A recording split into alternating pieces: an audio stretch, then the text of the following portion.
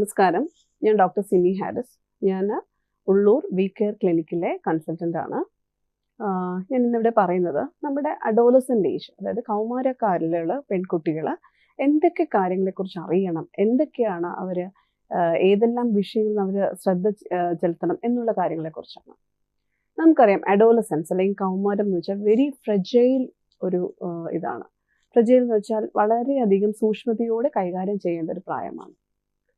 ഈ കൗമാരക്കാരായ കുട്ടികളിൽ വളരെയധികം ചേഞ്ചസ് ഉണ്ടാവാറുണ്ട്. ഫിസിക്കൽ എന്ന് വെച്ചാൽ ശാരീരികമായ ചേഞ്ചസ്. നമുക്കറിയാം എന്തെല്ലാം അവരുടെ ആ ഒരു പ്രായം വെക്കുന്ന ടൈമാണ്. അപ്പോൾ അവരുടെ ശാരീരികമായ വളർച്ച, ഫിസിക്കൽ ചേഞ്ചസ്.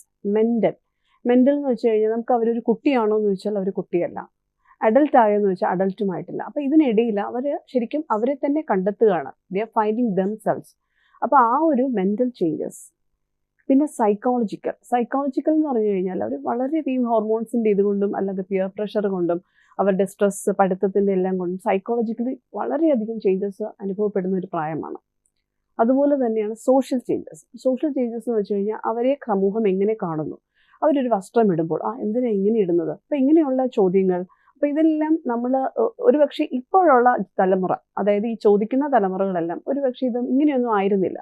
അതുകൊണ്ട് തന്നെ ഈ ചെറുപ്രായത്തിലെ കുട്ടികൾ കാണിക്കുന്ന ചെറിയ അവരുടെ ഒരു കുസൃതി എന്ന് പറയുന്നത് നമ്മൾ അവരെ വളരെ കെയറോട് കൂടി ഹാൻഡിൽ ചെയ്യേണ്ട ഒരു സമയമാണ്. അവരുടെ സോഷ്യൽ ചേഞ്ചസ്, അവരുടെ ബിഹേവിയറൽ ചേഞ്ചസ്, അതുപോലെ തന്നെയാണ് ഹോർമോണൽ ചേഞ്ചസ് വളരെയധികം ഉണ്ടാകുന്ന ഒരു പ്രായമാണ്. സോ ഇവരുടെ കാര്യങ്ങൾ എങ്ങനെയാണ് എന്നുള്ളതാണ്.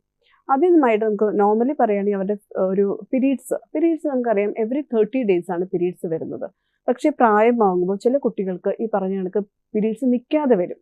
തീർച്ചയായിട്ടും അത് ചിലർ പറയും അത് ഇങ്ങനെയായിരിക്കും ആദ്യത്തെ പീരീഡ്സ്, അതുകൊണ്ട് ഡോക്ടറെ കാണിക്കരുതെന്ന് പറയും. അങ്ങനെയല്ല, ഡോക്ടറെ കാണിക്കണം. അത് കറക്റ്റായിട്ടുള്ള ഹോർമോൺ ട്രീറ്റ്മെൻറ്റ് അവർക്ക് കൊടുക്കണം. കാരണം അവരുടെ ഹോർമോൺസ് ഇമ്മച്വർ ആണ്. അവരുടെ ബ്രെയിനിൽ നിന്നും ഹോർമോൺസ് വരുന്നതേ ഉള്ളൂ. അപ്പോൾ അതിന് കുറച്ച് ഏറ്റക്കുറച്ചിലുകൾ കാണും. അപ്പോൾ അത് നമ്മൾ മനസ്സിലാക്കുക. തീർച്ചയായിട്ടും ഡോക്ടറെ കണ്ട് കറക്റ്റ് ഹോർമോൺ ചികിത്സ കൊടുത്തു കഴിഞ്ഞാൽ ഇവരുടെ ബ്ലീഡിങ് സ്റ്റോപ്പ് ചെയ്യും. അതുപോലെ തന്നെയാണ് അവരുടെ അനീമിയ. ഈ കുട്ടികൾക്ക് നമുക്കറിയാം അവരെല്ലാവരും പല കുട്ടികളും ഇപ്പോൾ ഡയറ്റിങ് അങ്ങനെയാണ്. ഡയറ്റിങ് എപ്പോഴും തീർച്ചയായിട്ടും നല്ലതാണ്. കാരണം ഒരുപക്ഷെ കൊച്ചിലേയുള്ള അമിതവണ്ണം നമ്മളെ പല പ്രശ്നങ്ങളിലേക്ക് നയിക്കാറുണ്ട്. അപ്പോൾ അതുകൊണ്ട് തന്നെ കുട്ടികളെ വണ്ണം കുറഞ്ഞിരിക്കുന്നത് തന്നെയാണ് എപ്പോഴും നല്ലത്. അപ്പോൾ അതുകൊണ്ട് പക്ഷെ അനീമിക് ആവാൻ ചാൻസ് ഉണ്ട്, വിളർച്ച. അപ്പോൾ അത് ഡോക്ടറെ കാണിക്കുക, അനീമിയ കറക്റ്റ് ചെയ്യുക. അതുപോലെ പീരീഡ്സ് നമ്മൾ 30 ദിവസത്തിലാണ് വരേണ്ടതെങ്കിലും ചില കുട്ടികൾക്ക് അത് ലേറ്റ് ആവാറുണ്ട്. അപ്പോൾ നമുക്കൊരു 40-45 days വരെ പീരീഡ്സ് ആവുന്നത് നമുക്ക് താൽക്കാലികമായിട്ട് പ്രശ്നമില്ല എന്ന് വേണമെങ്കിൽ വെക്കാം. പക്ഷേ അതിൽ കൂടുതൽ പീരീഡ്സ് ഒത്തിരി ഡിലേ ആവുകയാണെങ്കിൽ തീർച്ചയായിട്ടും ഡോക്ടറെ കാണുക, അത് ക്രമീകരിക്കാനുള്ള വഴികൾ നോക്കുക. അതുപോലെ തന്നെയാണ് അവരുടെ ഡയറ്റ്. നമ്മൾ ഏറ്റവും കൂടുതൽ അവർക്ക് ഇമ്പോർട്ടൻസ് കൊടുക്കേണ്ട ഡയറ്റാണ്. നമ്മൾ കുട്ടികളെ 3 നേരവും ചോറ് കഴിച്ചോ അല്ലെങ്കിൽ അരിയാഹാരം കഴിച്ചോ എന്നുള്ളതല്ല ശ്രദ്ധിക്കേണ്ടത്. അവർക്ക് വേണ്ടത് പ്രോട്ടീനാണ്.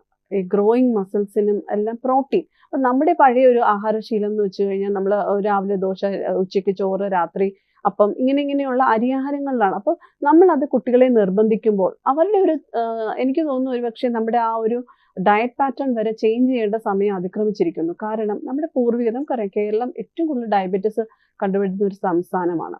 അപ്പോൾ ഈ ഡയബറ്റീസ് നമ്മുടെ ഒരു അരിയാഹാരത്തിനുള്ള ഒരു ഇഷ്ടം കൊണ്ട് തന്നെയാണ് അങ്ങനെ വരുന്നത്. അപ്പോൾ നമ്മുടെ ഒരു തലമുറ ചേഞ്ച് ചെയ്യുകയാണെങ്കിൽ നമ്മൾ അതിനെ അനുവദിക്കുക.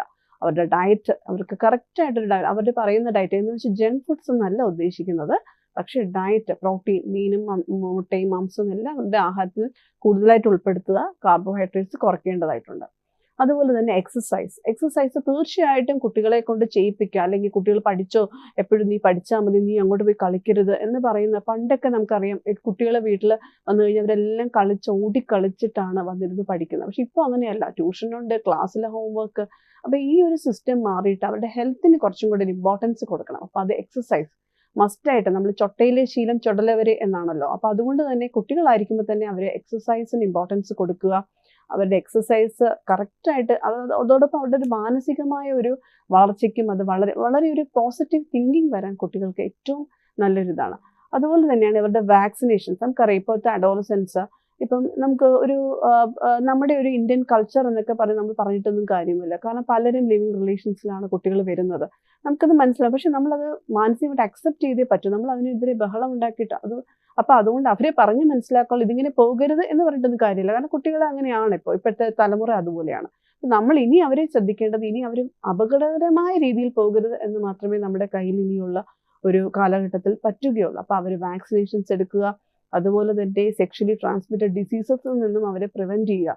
ഇങ്ങനെയൊന്നും വരാതിരിക്കാൻ എന്താണെന്ന് അവരെ സ്നേഹത്തോടെ പറഞ്ഞു കൊടുക്കേണ്ട ഒരു അവസ്ഥയാണ് ഇപ്പോഴത്തേത്. കാരണം നമുക്കറിയാം ആസ് എ ഗൈനക്കോളജിസ്റ്റ് നമുക്ക് പേഷ്യൻസ് നമുക്ക് അവരെ ശകാരിക്കാനോ അങ്ങനെയൊന്നും പറ്റില്ല. കാരണം അത്രയും മെൻ്റലി ഫ്രജൈലാണ്. പിന്നെ കുട്ടികൾക്ക് പറഞ്ഞു കൊടുക്കാനായിട്ട് നമുക്ക് ശ്രമിക്കുക എന്നുള്ളതാണ്. അപ്പോൾ അവരെ വാക്സിനേഷൻ എടുക്കുക, ഇങ്ങനെയുള്ള പ്രോബ്ലംസിൽ ചെന്ന് ചാടാതിരിക്കാനായിട്ട് അത് എന്തൊക്കെ നമുക്ക് പ്രിവെൻറ്റ് ചെയ്യാം എന്നുള്ള കാര്യങ്ങളെക്കുറിച്ച് അവരെ മനസ്സിലാക്കുക. അതോടൊപ്പം തന്നെ ഒരു വളരെ പോസിറ്റീവായിട്ട് അവരുടെ ഒരു കോൺഫിഡൻസ് വളർത്താനുള്ള കാര്യങ്ങൾ ചെയ്തു കൊടുക്കുക. അപ്പോൾ ഇത്രയും കാര്യങ്ങൾ നമ്മൾ അഡോളസെൻ്റ് ഹെൽത്ത് കെയറിന് തീർച്ചയായിട്ടും ഇമ്പോർട്ടൻസ് കൊടുക്കണം. അവരുടെ ഒരു വ്യക്തിപരമായ വളർച്ചയാണ് ഏറ്റവും നമ്മൾ ഊന്നൽ കൊടുക്കേണ്ടത്. ശാരീരികവും മാനസികവുമായിട്ടുള്ള എല്ലാ പ്രോബ്ലംസും നമ്മൾ അവരെ അഡ്രസ്സ് ചെയ്യണം. അത് നിസ്സാരമായി കാണരുത്. തീർച്ചയായിട്ടും അവർക്ക് മെൻ്റലി സപ്പോർട്ട് കൊടുക്കുന്നതോടൊപ്പം നല്ലൊരു തലമുറയെ നമുക്ക് വാർത്തെടുക്കാൻ സാധിക്കും.